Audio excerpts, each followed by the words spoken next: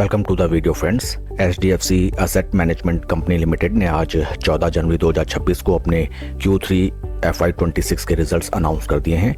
आइए उनको स्टडी किया जाए। Total income for the quarter निकल के आई है 1234.39 करोड़, जो कि पास्ट क्वार्टर में थी 1123.59 crore, and in last year for the same quarter it was 1027.72 crore. Percentage terms में अगर हम देखें, टोटल इनकम में हमें क्वार्टर ऑन क्वार्टर 9.86% की इंक्रीमेंट, जबकि वाई ऑन वाई बेसिस में हमें अराउंड 20.10% की इंक्रीमेंट दिखाई देती है, जो कि काफ़ी स्पेक्टेकुलर है। एंड टोटल एक्सपेंसेस कंपनी के निकल के आए फॉर द क्वार्टर 220.46 करोड़, जो कि पास्ट क्वार्टर में थे 247.63 crore, and in last year for the same quarter these were 187.87 crore. Quarter on quarter basis में देखा जाए तो टोटल एक्सपेंसेस में 10.97% की डिक्रीमेंट, जबकि वाई ऑन वाई बेसिस में 17.34% टोटल एक्सपेंसेस इंक्रीज होते हुए कंपनी के नजर आए हैं।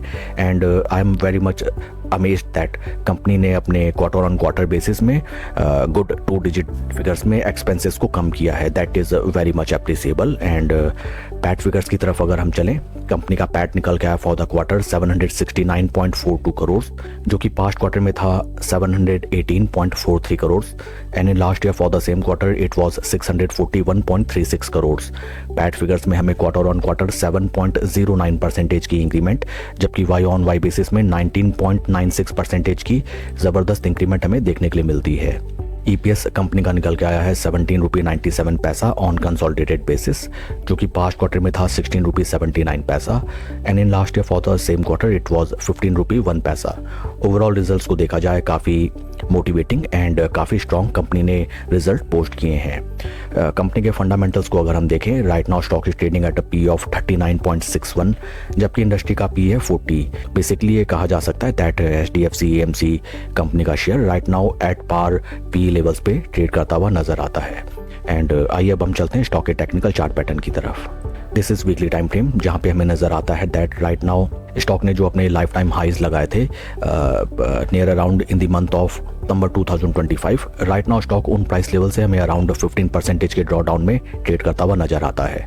टेक्निकली देखा जाए तो स्टॉक ने एक राउंडिंग बेस बनाते हुए जिन प्राइस लेवल्स पे कंसोलिडेट करके ब्रेकआउट दिया था, राइट नाउ स्टॉक अपने पुराने रेजिस्टेंस लेवल्स पे सपोर्ट लेने के लिए आता हुआ दिखाई देता है। काफी क्रूशियल हो जाते हैं स्टॉक के 50 वीक मूविंग एवरेजेस, जो कि near around in price levels पे है, एंड इन्हीं प्राइस लेवल्स पे स्टॉक हमें अच्छा खासा रिट्रेसमेंट या फिर सॉर्ट ऑफ सपोर्ट लेता हुआ नजर आता है।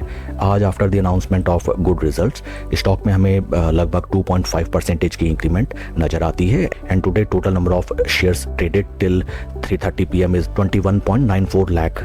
वॉल्यूम प्रोफाइल्स को देखा जाए तो इन बिटवीन हमें ज़्यादा कुछ मूवमेंट नज़र नहीं आती है। एंड स्टॉक को अगर हम कंपेयर करें विद निफ्टी 50, यहाँ पे राइट नाउ हमें नज़र आता है that stock is still under performing the Nifty 50 index. So it reflects that in case आपकी एग्जिस्टिंग पोजीशन है इस स्टॉक में, तो आपको स्टॉक को एटलीस्ट जीरो लेवल्स के ऊपर आने का वेट करना चाहिए। एंड जब स्टॉक एक बार ठीक ठाक अपने जीरो लेवल्स के ऊपर सस्टेन करने लगे after beating the Nifty 50 base index, at that point of time either इस स्टॉक में हम अपनी नई पोजीशन बना सकते हैं, या फिर अगर हमारी एग्जिस्टिंग पोजीशन है इस स्टॉक में देन उसको फर्दर एवरेज आउट करने का हम डिसीजन ले सकते हैं। काफी क्रूशियल हो जाते हैं ये प्राइस पॉइंट्स अगर स्टॉक अपने 50 वीक मूविंग एवरेजेस को सस्टेन करके स्लो स्टडी ऊपर की तरफ चलने लगे, and life time high price levels को भी ब्रीच आउट करके अगर स्टॉक ट्रेड करने लगता है, then this will be the lifetime high price levels for the stock. And pre levels में हमें कोई भी रेजिस्टेंस नजर नहीं आता है, but all these things are on weekly time basis, so it will take a gradual time.